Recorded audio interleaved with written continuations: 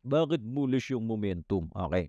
Based on our TIPI system, look at this. Blue crosses the yellow line. Tinuro natin yan. That's a bullish crossover. That's one. Second, look at this correction. Sabi natin sa inyo, the other day, 66-65 level. Pwede niyang tamaan. Yesterday, nag-low na tayo ng 65.2.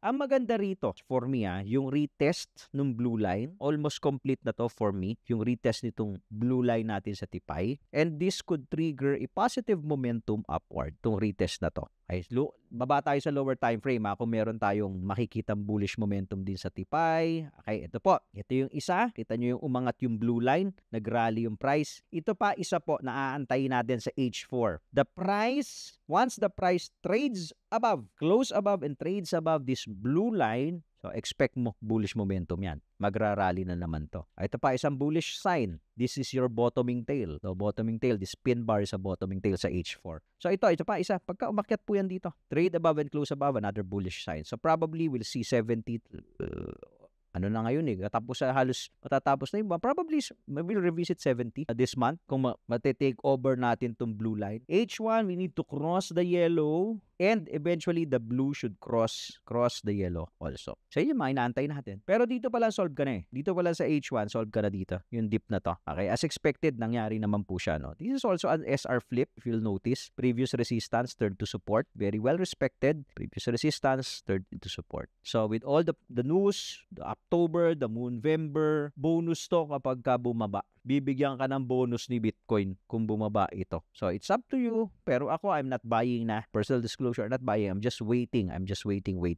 Follow for more Tito Moves.